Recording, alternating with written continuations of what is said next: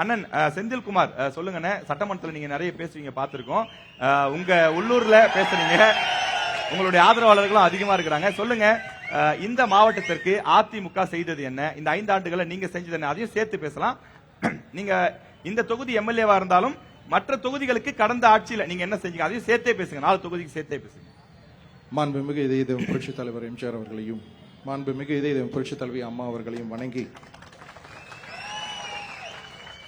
இந்த நியூஸ் தமிழ் தேர்தல் பயணம் வாயிலாக எனது தொகுதி மக்களையும் எனது மாவட்ட தொகுதியின் முக்கிய கோரிக்கையும் செய்த சாதனைகளையும் விளக்க வாய்ப்பு தந்த எனது கழக பொதுச் செயலாளர் வருங்கால முதலமைச்சர் ஐயா எடப்பாடியார் அவர்களுக்கும்,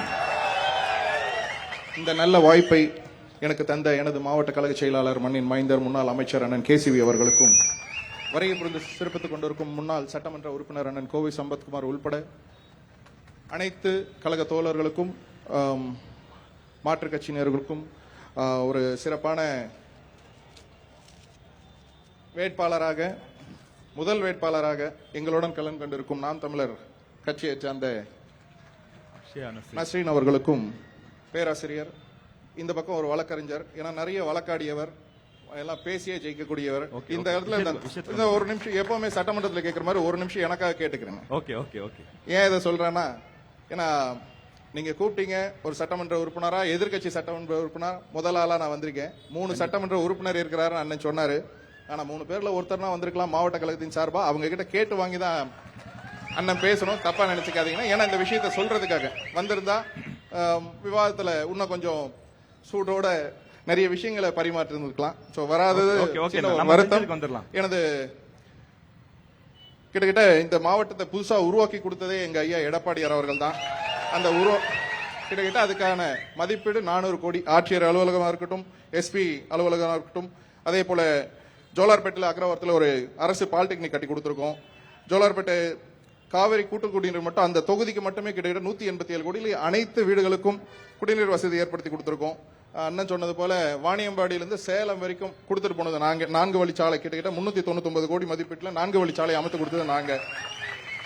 வாணியம்பாடி நகர பகுதியில் ஏழை மக்களுக்கு கிட்டத்தட்ட 520 பயனாளிகள் பயன்பெறும் வண்ணம் குடியிருப்பு கட்டிடம் கட்டி கொடுத்துருக்கோம். புதுசாக வாணியம்பாடி ஆர்டிஓ ஆபீஸ், 2 யூனியன் ஆபீஸருக்கு 2 யூனியன் ஆபீஸா இருக்கட்டும், நகராட்சி அலுவலகம் இருக்கட்டும், உணவு சேமிப்பு கணக்கா இருக்கட்டும், அக்ரிகல்ச்சர் டிபார்ட்மெண்ட்ல ஒரு ஏடி வெல்ஃபேர் ஃபண்ட் ஒரு அலுவலகமா இருக்கட்டும், புதிதாக கட்டிய ஐடிஐ தொழில் பயிற்சி மையமா இருக்கட்டும், டிஎஸ்பி ஆபீஸ், மகளிர் நகர ஒன்றிய காவல் நிலையங்கள் எதா இருந்தாலும் எல்லாத்தையும் புதுசா கட்டி கொடுத்து மொத்தமே வாணியம்பாடியில் இருக்கிற நாங்க கட்டி கொடுத்தது மட்டும் தான் இருக்கு. அப்படியே ஜோலார்பேட்டை, திருப்பத்தூர், ஆம்பூர் அதுக்கும் அது ஜோலார்பேட்டை தான் சொல்லிட்டேன். குடிநீர் வசதி சேர்த்து கொடுத்துருக்கோம். கிட்டத்தட்ட 4 வழி சாலைக்கு செஞ்சு கொடுத்துருக்கோம். அதே மாதிரி தேவஸ்தானம், ஆவாரங்குப்பம் 2 பாலத்தையும் நாங்க தான் கட்டி கொடுத்தோம். முக்கியமான பிரச்சனை LC 81 இருந்தா எல்லாம் அதை பத்தி பேசுறோமோ தவிர்த்து அதுக்கு பக்கத்திலேயே இருக்க புதூர் பாலத்தையும் நாங்க தான் கட்டி கொடுத்தோம். அதை மறந்துடுறாங்க. காவலூர் சத்திரம், நிமியம்பட்டு, ஆலங்காயம், வள்ளிப்பட்டு ஆகுது புதிய ஆரம்ப சுகாதார புதிய கட்டிடத்தோட கட்டி கொடுத்தது நாங்க தான். கடைசியா அனைத்து ஏரிகளையும் தூர்வாரி குடிமராமத்து நாயகன் என ப்ரூவ் பண்ணி எல்லா ஏரிகளையும் இணைச்சு தண்ணி கொடுத்தது எங்க ஐயா எடப்பாடியார் அவர்கள் தான்.